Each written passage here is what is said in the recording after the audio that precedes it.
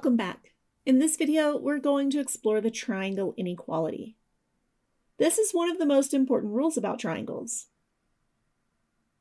Given 3 random numbers, there is not a guaranteed triangle with those numbers as their side lengths. Just because you have 3 lengths does not mean they will fit together to make a triangle. Think about a side like this, another side similar, and then something this long down here. It is impossible to put these 3 line segments into a triangle. So, what must be true? How can we figure out if a triangle is possible? The rule is this: the sum of any 2 sides of a triangle must be greater than the third side.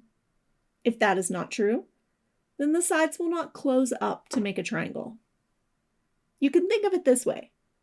If the 2 shorter sides together are not long enough to reach past the third side, then they cannot bend inward and connect. Let's look at an example. Let's suppose we have this triangle and we know 2 of the sides, 8 centimeters and 14 centimeters.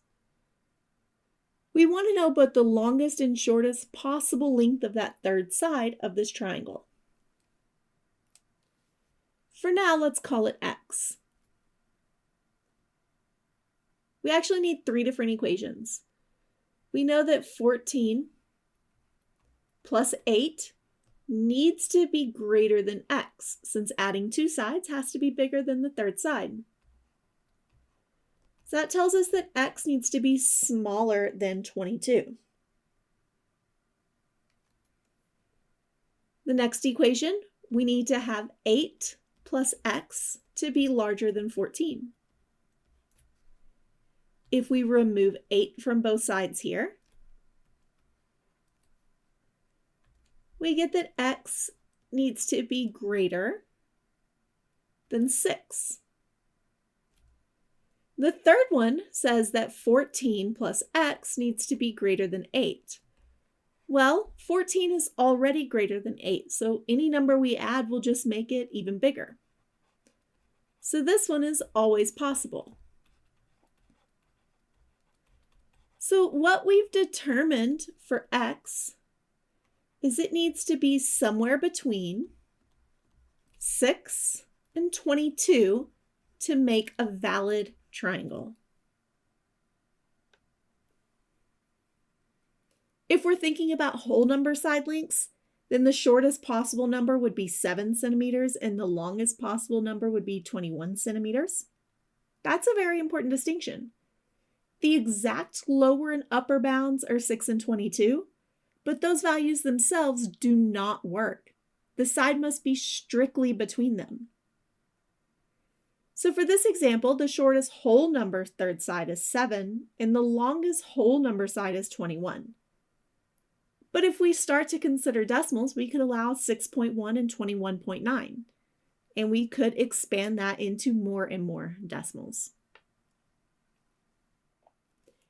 In general, if we know 2 of the side lengths and we're looking for the third, we simply need to do 2 things. Add them. 8 plus 14 gave us our 22. And also subtract them.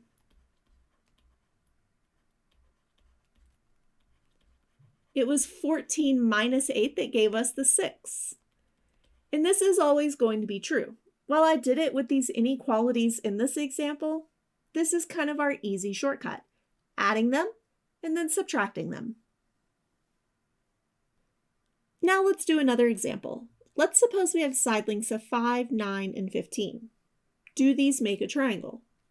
Let's test our triangle inequality. First, what we need is to check whether 5 plus 9 is greater than 15.